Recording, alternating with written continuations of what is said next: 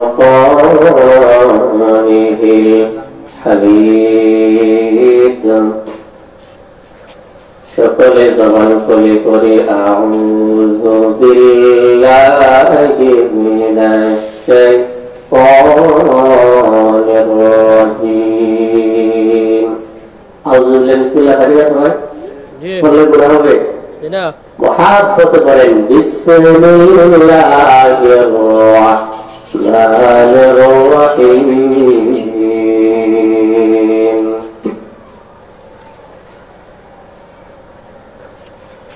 وقال رجل مؤمن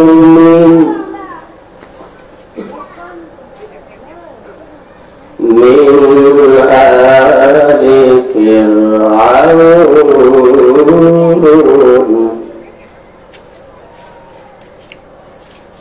فرعون يكتم إيمانهم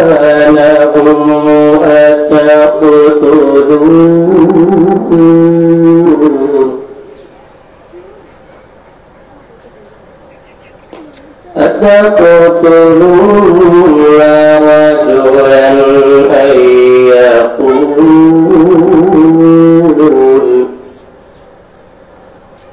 أن يقول ربي الله أكبر أن يقول ربي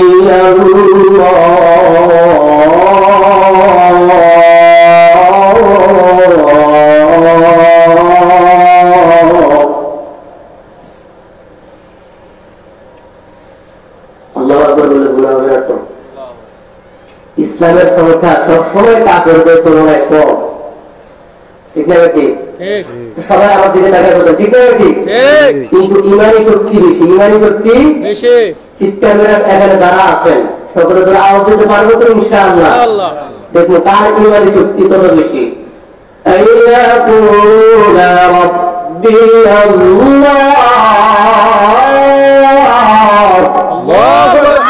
আর ধরে قد جاءكم بالبينات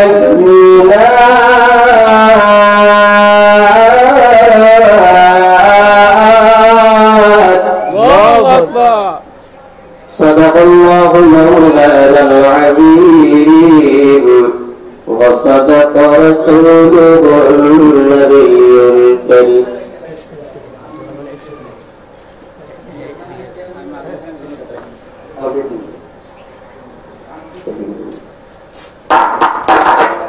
اللهم صل على محمد النبي الأمي وعلى آله وسلم تسليما. يا صاحب الجمال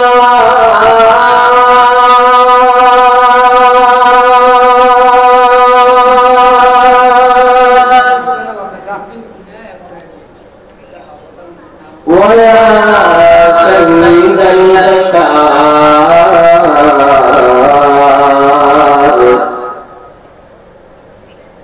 من وجهك المنير لقد نور القمر بلغ العلا بكماله كشف الدجى بجماله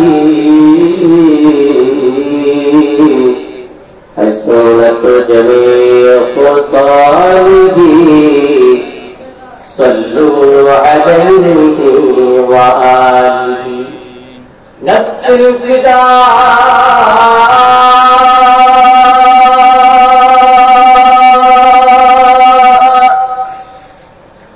أنت لصائب أنت لقبر صاحب فيه العفاف وفيه الجود والكرم بلغ العلا بكماله كشف الدجى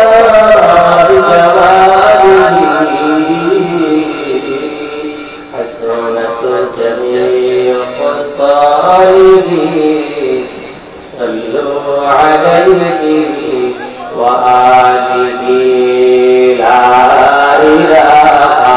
إلا الله لا إله إلا الله لا إله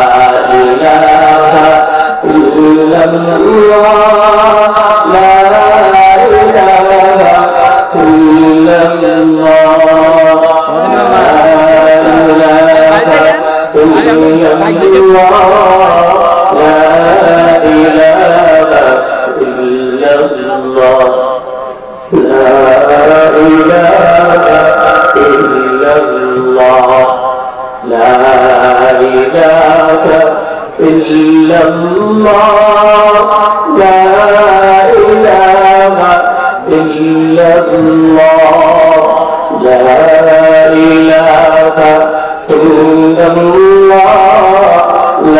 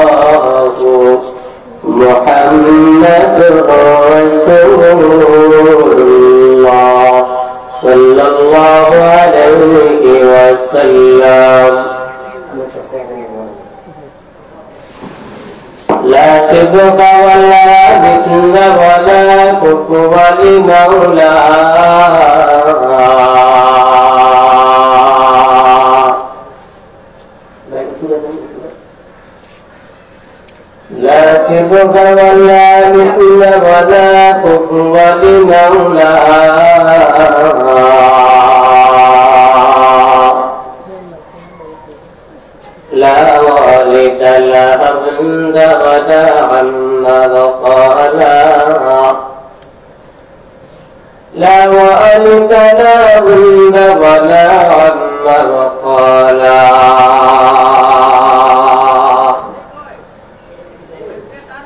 سبحانك لا علم لنا إلا ما علمتنا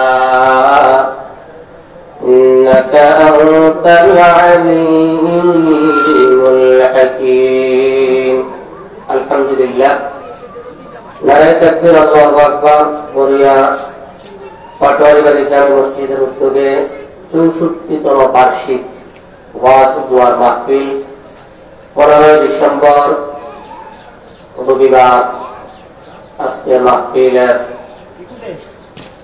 প্রধান বক্তা সভাপতি সহ সামনে উপস্থিত আল্লাহ তাআলার বান্দাগণ নবীর উম্মতগণ সর্বপ্রথম আমরা মহান আল্লাহ পাক রব্বুল আলামিনের দরবারে শুকরিয়া আদায় করছি যিনি আমাদেরকে আজকে মাহফিলে আসার জন্য বসার জন্য তৌফিক দিয়েছেন এজন্য আল্লাহ পাকের দরবারে শুকরিয়া আদায় করছি আলহামদুলিল্লাহ আজ যে আয়াতে কারিমা তেলাওয়াত করা হয়েছে এটা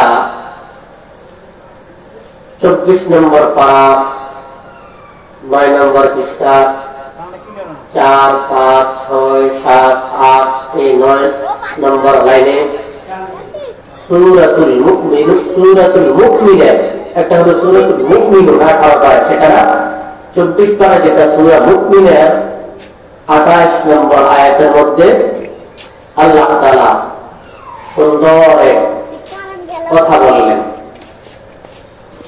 তো আয়াতে যাওয়ার আগে প্রাসঙ্গিক এই ঘটনার সাথে মিলিয়ে নবীজির জীবন থেকে কিছু শুরু করি রাসূল করিম সাল্লাল্লাহু আলাইহি ওয়াসাল্লাম যখন যে ইসলামের দাওয়াত দিচ্ছেন, প্রথমে একটু সারা বয়ান একটু সারা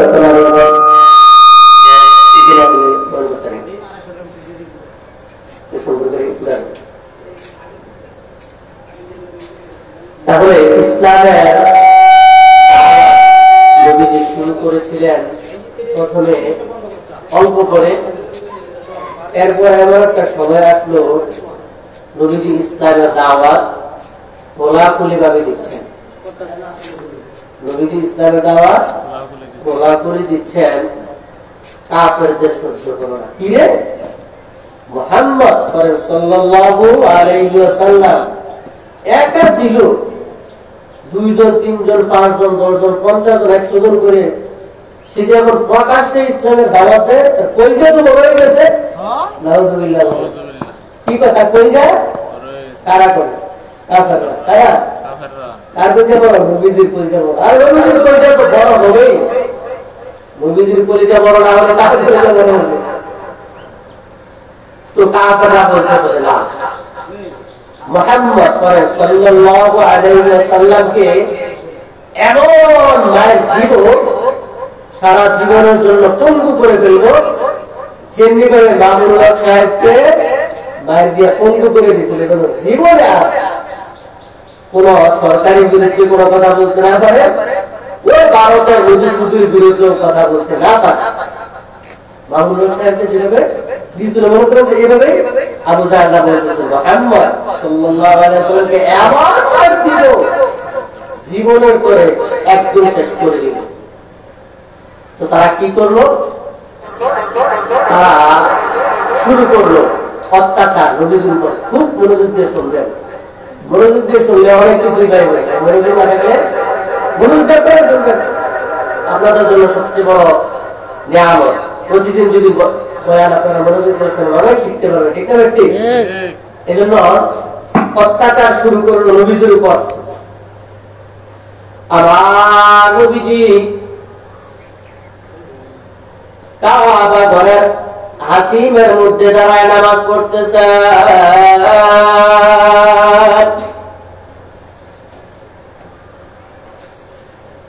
আমার নবীজি দ্বীনের দাওয়াত দিচ্ছেন।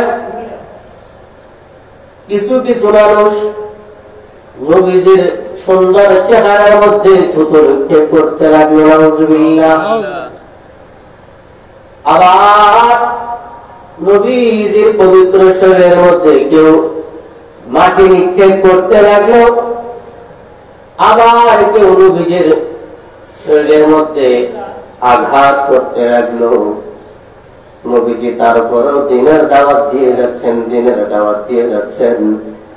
নবীজির মেয়ে হযরত যায়েনব রাদিয়াল্লাহু আনহা নবীজির কাছে আসলেন, নবীজির চেহারাটাকে সুন্দরভাবে দিয়ে দিলেন, নবীজির হাত ধরে সুন্দরভাবে ধুয়ে দিলেন, নবীজির চেহারা ধুয়ে দিলেন, নবীজির হাত ধুয়ে দিলেন।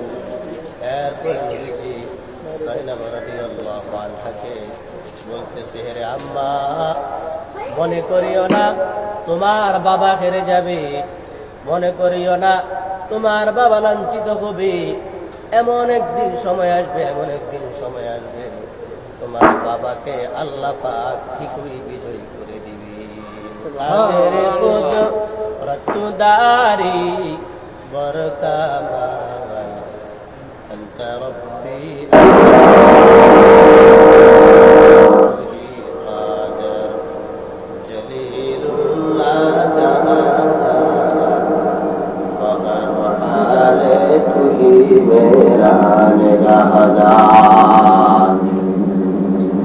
আমার নবীর সাহাবী বলেন, হে দুনিয়ার মানুষ, আমার নবীজি দিনের জন্য কত কষ্ট করেছি। বলে যে আমার নবী সিল মাজার নামক বাজারে গিয়েছেন, যাওয়ার পর নবীজি মানুষদেরকে বলতেছেন, ইয়া আইয়ুহান নাস, ইয়া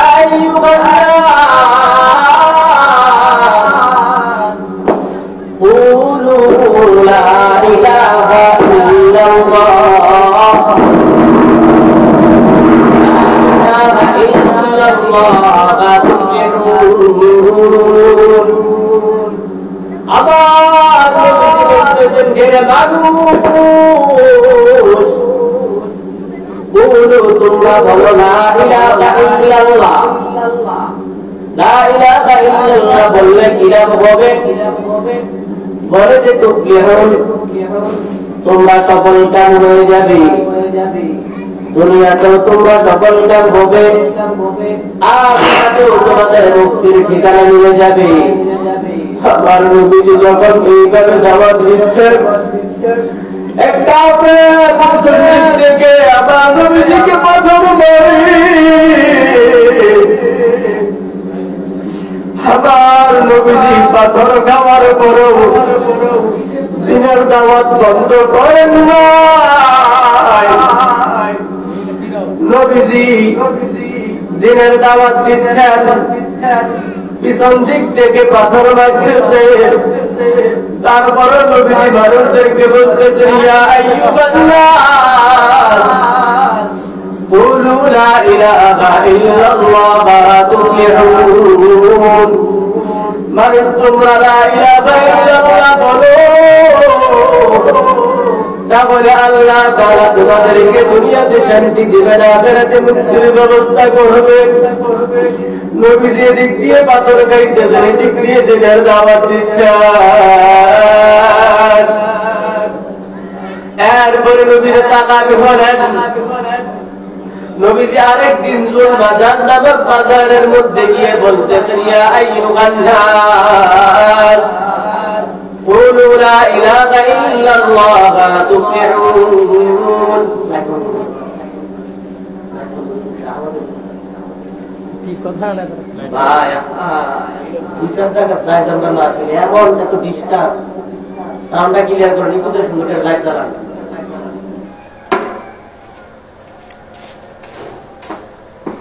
আল্লাহ হেদায়েত করুন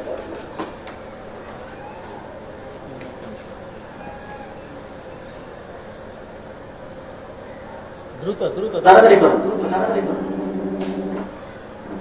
আমার ভাইয়ের আমি চালাই না আমার নবীজি জুল বাজার নামক বাজারে যাওয়ার পর আবার মানুষদেরকে বলতেছেন ইয়া আইয়ুহান নাস কুলু লা ইলাহা ইল্লাল্লাহ তুফলিহুন হে মানুষ তোমরা লা ইলাহা ইল্লাল্লাহ বলে দাও তাহলে তোমরা দুনিয়াতে শান্তি পাবে আখিরাতে মুক্তির ব্যবস্থা আল্লাহ পাক করে দিবেন কিন্তু নবীর আপন চাচা নবীর চাচা ভাইয়ের চাচা পিছন দিক থেকে এসে নবীজিকে পাথর মারতেছে মানুষদেরকে বলে গেলে মানুষ তোমরা কিন্তু মুহাম্মদের কথা শুনবা না আমার নবীজি আবু জাহেলের পাথর খাওয়ার পরেও দিনের দাওয়াত বন্ধ করলেন না নবীজি এত কষ্ট করে দিনের দাওয়াত দিয়ে গেলেন আজকে মুসলমান আমরা নবীর দিনের দাওয়াত পৌঁছাই না নবীজি যে বলেছেন লা ইলাহা ইল্লাল্লাহ বলো সারাদিন আমাদের চলে যায় একবার লা ইলাহা ইল্লাল্লাহ বলার সুযোগ হয় না এখান থেকে আরেকটা বিষয় বলতে চাই এবার একটা বেশিরভাগ করে থাকেন তাবলীগের ভাইরা মসজিদে গিয়ে গিয়ে বলেন ভাই আইয়ুহান নাস কুলু লা ইলাহা ইল্লাল্লাহ তুফলিহুন যে তাবলীগের মানুষদেরকে সারা জীবন দেখলাম সারা দিনের দাওয়াত দিচ্ছেন আজকে তাবলীগ নামক বিশ্বজিতের মধ্যে দুই দল হয়ে গেল ইহুদিদের ষড়যন্ত্র ইহুদিদের কাজ আর আমাদের মুসলমানের কাজ একরকম না আমরা মুসলমানরা আজকে একটা ফল গাছ লাগাইয়া আগামীকাল এটার ফলটা খেতে চাই কিন্তু ইহুদিরা আজকে ফল গাছ লাগাবে 500 বছর পরে এটার ফল খাবে। তারা কিন্তু আমাদের মতো তাড়াহুড়া করে না। ইহুদিরা হলো মুসলমানদের চেয়ে মুসলমানের সবচেয়ে বড় শত্রু। আল্লাহ তাআলা কোরআন শরীফে 5 নম্বর পারা 20 নম্বর পৃষ্ঠা একদম শেষের দিকে বলতেছেন, লাতাজিদান্না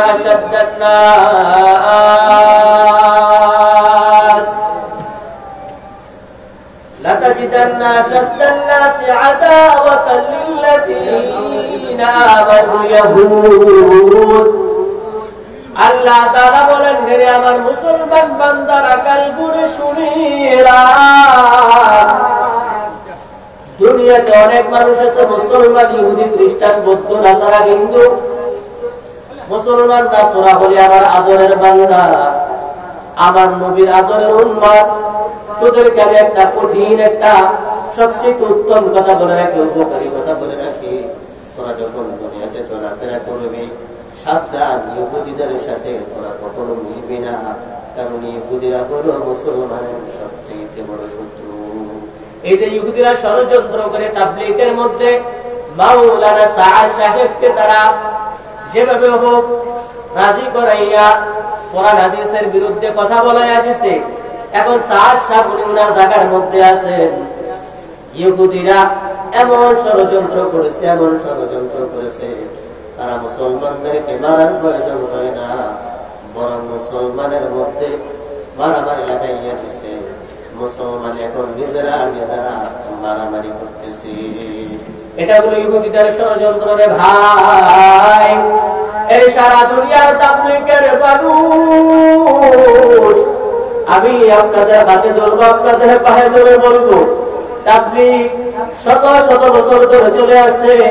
এটার মধ্যে কোনো বিভক্তি ছিল না, কোনো মারামারি লাগানি ছিল না। নবীর যুগের মধ্যে অনেক সাহাবী, কোরআন শরীফে এখানে নবীর যুগের মধ্যে অনেক সাহাবী, যারাই সাহাবী বলে যে সাহাবীদের কেমন দাম। একজন আল্লাহওয়ালাকে জিজ্ঞাসা করা হলো, সাহাবীদের কেমন দাম? বলে যে বেটা তুমি বেয়াকুব নাকি? একজন সাহাবী, নবীর ক্লাসের সবচেয়ে নিম্নমানের সাহাবীকে যদি তুমি এক পাল্লায় রাখো, আর সারা দুনিয়ার সমস্ত ওলিয়া উলিয়াদেরকে যদি এক পাল্লায় রাখো, ওই যে নিম্নমানের সাহাবী নবীর সাথে গিয়ে থেকে যে ঘোড়ার মধ্যে যুদ্ধ করেছে, ওই ঘোড়ার পায়ের মধ্যে যে ধুলা বালু ছিল, ওই ধুলা বালুর সমানও সারা পৃথিবীর ওলিয়া উলিয়া কেরামদের দাম হবে না।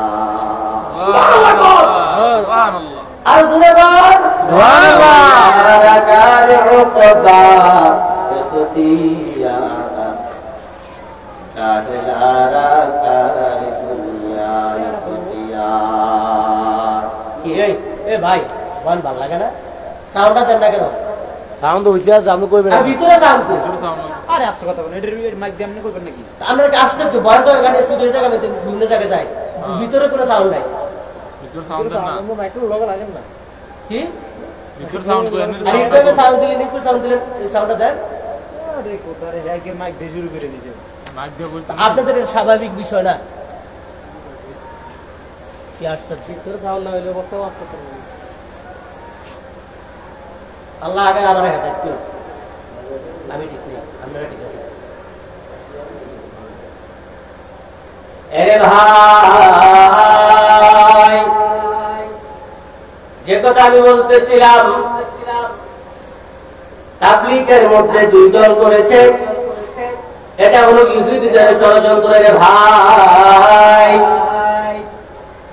আপনার বাবাকে যদি একজনে দেখতে পারে না, আপনাদের ঘরের মধ্যে যদি কেউ ঝামেলা লাগাইতে চায়, তাহলে আপনার চাচা কিন্তু সরাসরি আপনাকে সে মারবে না, বরং আপনার কাছে আপনার ভাইয়ের দোষগুলা বলবে, আপনার দোষগুলো আপনার ভাইয়ের কাছে বলবে, আপনাদের দোষগুলো আপনার বাবার কাছে বলবে, আপনার বাবার দোষগুলো আপনার কাছে বলবে।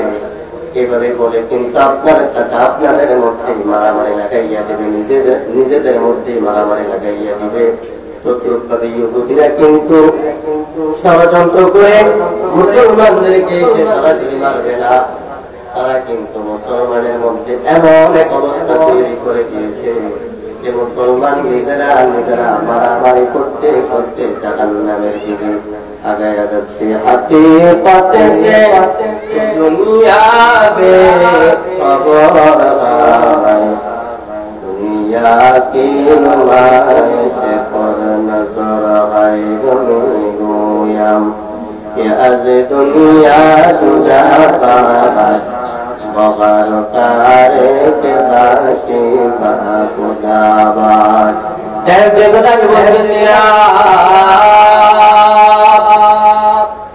नबीर साहाबी अबू बकर রাদিয়াল্লাহু আনহু নবীজিকে কেমন ভালোবাসতেন রে ভাই। নবীজি হাতিমে কাবার ভিতরে নামাজ পড়তেছেন, আল্লাহু আকবার বলে নামাজের মধ্যে দাঁড়ায় গেলেন। নবীজি মজা করে নামাজ আদায় করতেছেন। একজন কাফের উকবা ইবনে আবি মুঈত সে মসজিদের মধ্যে আসার পর নবীজির গলার মধ্যে এইভাবে কাপড় লাগিয়ে চাইয়া এমন জোরে টান দিল, নবীজির শ্বাস বন্ধ হয়ে যাওয়ার মতো উপক্রম হলো। নবীজির শ্বাস বন্ধ হয়ে যাওয়ার মতো উপক্রম হলো। তখন হঠাৎ করে আবু বকর রাদিয়াল্লাহু আনহু সামন দিক থেকে আসার পরে দেখতেছেন এই অবস্থা। আবু বকর রাদিয়াল্লাহু আনহু উকবা ইবনে আবি মুঈতকে এমন জোরে ধাক্কা দিয়েছে, উকবা ইবনে আবি মুঈত পড়ে গিয়েছে।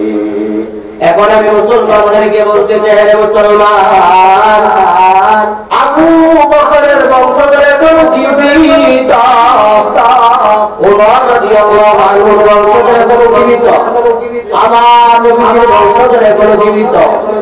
কোন বেঈমান নাস্তিক যদি আমার মুসলমান নবীকে গালি দাও, তাহলে কিন্তু আমার মুসলমান যদি আমরা তোদেরকে এমন আক্রমণ করবো, এমন আক্রমণ করবো, তোদের জিহ্বা টেনে ছিঁড়ে ফেলবো। চিল্লায় বলেন ঠিক কিনা?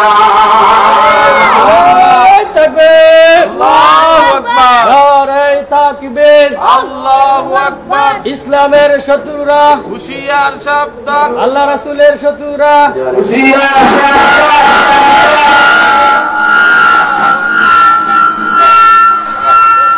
আবু বকর রাদিয়াল্লাহু আনহুর বংশধর এখনো জীবিত, ওমর রাদিয়াল্লাহু আনহুর বংশধর এখনো জীবিত। কোন বেঈমান নাস্তিক আমার নবীকে গালি দিয়ে পার পেতে পারবে না। যেমনি ভাবে নূপুর শর্মা ফ্রান্সের ওই বেঈমান আমার নবীকে আসাদ নূর গালি দিয়ে পার পায় নাই, তাদের থেকে শিক্ষা গ্রহণ করা তাদের উচিত। আমার নবী যখন এরপর আবু বকর রাদিয়াল্লাহু আনহু বললেন, হে কাফেরের দল, আতাকুতুলুনা রাজুলান আইয়াকুলা রাব্বি আল্লাহ।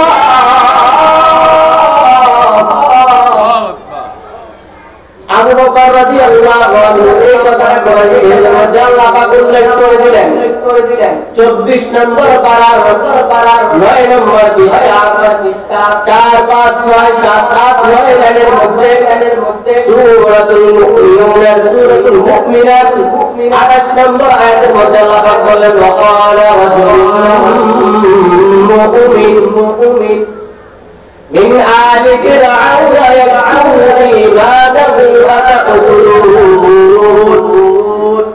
أتقتلون رجلا أن يقول ربي الله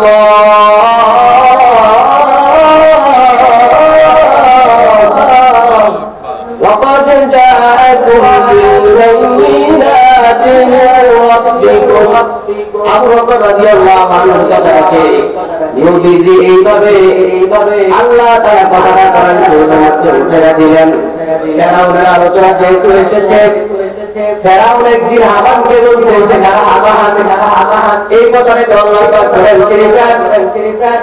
20 নম্বর 12 নম্বর পৃষ্ঠা 4, 5, 6, 7, 8, 7 নম্বর লাইনের মধ্যে আল্লাহ পাক সূরা কসসের 38 নম্বর আয়াতের মধ্যে বলে দিয়েছেন, وقال فرعون يا هامان وقال فرعون يا هامان ونفسي فاجعل لي صرحا لعلي اطلع الى اله موسى ফেরাউন বলতেছে আমার জন্য একটা বিশাল বিল্ডিং বানাইলে বাউন্ডারি দিলেই فاجعل لي صرحا لعلي اطلع الى اله موسى ফেরাউন বলতেছে আমি যেন মুসার ভাবে এইভাবে কি করে দেয় এইভাবে উঠছে বিল্ডিং এর উপরে কিসের উপরে বিল্ডিং এর উপরে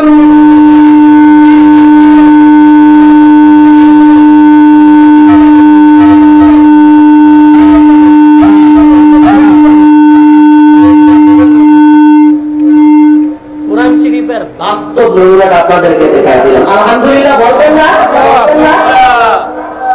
ফেরাউন কি কর আমার জন্য একটা বিশাল বড় বিল্ডিং বানাই বলছি 20 নম্বর পাড়া 9 নম্বর পৃষ্ঠা 4 5 6 7 লাইনের মধ্যে সূরা কসসের 38 নম্বর আয়াত বিশ্বাস না হলে দেখে নিন ফেরাউন কি করে আমার জন্য একটা বিল্ডিং বানায় বিশাল বড় বিল্ডিং আমি বিল্ডিং উপরে উঠে একবারে মুসা বলে আমি দেখে নিলাম কুকি মেরা আত্মীয় শব্দটা কি কুকি মেরা তাফসীর মাইনুল কোরআনের ফেরাউনে এমন ধোঁকা এই কথাটা যারা শুনবে তারা পর্যন্ত তাকে ধোঁকা বলবে ঠিক না ঠিক ফেরাউন এই বিল্ডিং বানাইছে ঠিক আছে কিন্তু বিল্ডিং বানানোর পরে সেই বিল্ডিং আল্লাহ পাক ধ্বংস করে দিয়েছে কারণ ফাইজলামি দুনিয়ার মানুষের সাথে চলে কিন্তু আল্লাহর সাথে কখনোই চলে না এজন্য আমাদেরকে একটা জিনিস শিখতে দিতে হবে মামুনুল সাহেবকে একবারে বন্ধু করে দিবেন ইসলামের দুনিয়া থেকে বিদায় দিয়ে দিবেন মামুনুল সাহেব তো সেগুলো মানুষ সে হলো আল্লাহর রাসূলের সৈনিক আল্লাহ পাক যেমনি ভাবে আমার নবীকে সাহায্য করেছেন তেমনি ভাবে মামুনুল সাহেব সহ সমস্ত হকানি ওলামায়ে কেরামকে সাহায্য করবেন আর যারা আছে ফেরাউন আমার আবু জাহেলের মতো যাতে পাপ করে চিল্লাবেন ঠিক কি না এরপর আবু জাহেল নবীজিকে অনেক কষ্ট দিয়েছে একদিন হযরত আলী রাদিয়াল্লাহু আনহু চেয়ারের মধ্যে বসে বয়ান করতেছেন মানুষদেরকে বলতেছেন গেলে মানুষ তোমরা বলো তো দেখি কার সাহস বেশি কার সাহস বেশি বলো আপনি সাহেব কার সাহস বেশি সাহাবীদের মধ্যে ওমর রাদিয়াল্লাহু আনহু বলেছেন না আচ্ছা আলী রাদিয়াল্লাহু আনহু জিজ্ঞেস করলেন কার সাহস বেশি সাহাবীদের ওমর রাদিয়াল্লাহু আনহু সাহস বেশি কিন্তু বলেন যে না তার ওসমান রাদিয়াল্লাহু আনহু সাহস বেশি যেন টাকা বেশি খরচ করে বলে যে তাও না বলে আলী কা বড় না আপনার সাহস বেশি বলে যে না বলে যে আমাদের মধ্যে সবচেয়ে বেশি সাহসের অধিকারী হলো আবু বকর আরে কি প্রতি শুক্রবারে প্রত্যেকটা মসজিদের মধ্যে জুমার বাইরে খুতবায় বলে আল্লাহর নবী সাল্লাল্লাহু আলাইহি ওয়াসাল্লাম আর আমি উম্মতের জিম্মাতে আবু বকর হলো সবচেয়ে মহানদের অধিকারী আমি প্রত্যাধিকার আবু বকর সবচেয়ে সাহসী আচ্ছা তাহলে এটা বুঝতে হবে কেমনে মক্কা সমস্ত আদির জায়গা মিলে নবীজি কেমন মায়ের করতেছি কিতাবের গোড়া সিরাতের মুস্তাকের গোড়া বাংলা বলার সুযোগ নেই যখন যুক্ত কিতাব আমার কেরামের কাছে মাওলানা নুরুল ইসলাম বলি সাহেব সহ এই কিতাবের প্রশংসা করেছেন উনি এখান থেকে বয়ান করেছেন আমি বুঝতে পেরেছি আমি যে কথাটা বলতেছি এটা হলো সিরাতে অবস্থার কথা আবু জাহেল্লা নবীজি কেমন মাইকজন করতেছে মাইদত করতেছে আবু বকর রাদিয়াল্লাহু আনহু সেখানে আসার পর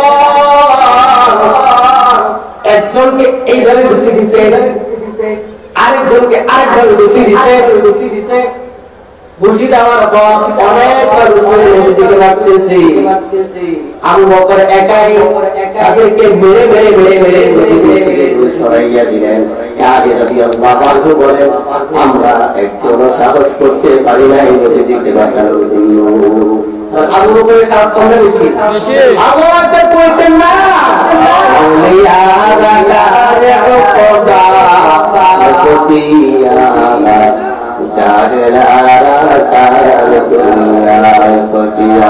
আমার আবু বকরের নাম কেমন আল্লাহর কাছে? আবু বকর রাদিয়াল্লাহু আনহু সালাম চেক করে আমি কি সুন্দর করে হাবাদাবা করে আছি।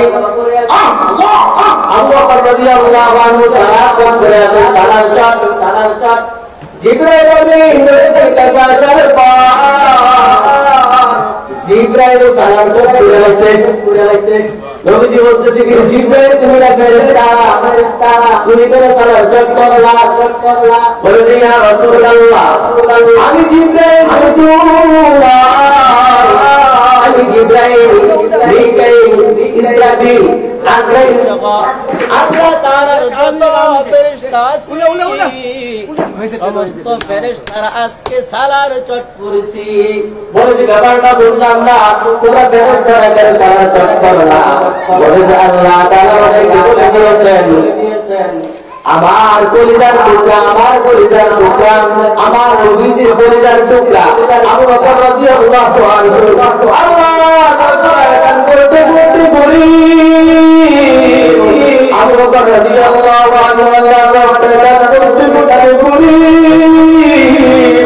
আবু বকর রাদিয়াল্লাহু আনহু আবর বলার জন্য আবর পাইলা আল্লাহর রাস্তায় দিকে সব কিছু শেষ।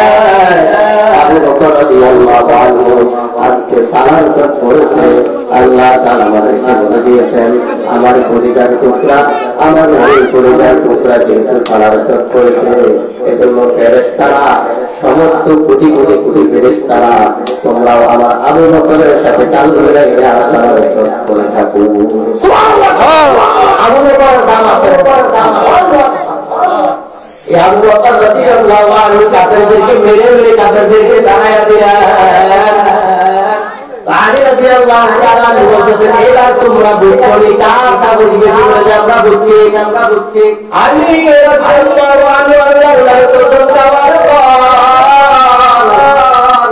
বলে যে তোমরা বলো তো দেখি আবু বকর আমি আজকে আয়াত কারিমাটা তেলাওয়াত করেছি 24 নম্বর পারায় নাম্বার 4 7 8 9 10 সরি 4 5 6 7 8 9 এই নম্বরের মধ্যে সূরা মুমিনুন সূরা মুমিনুনের 28 নম্বর আয়াতের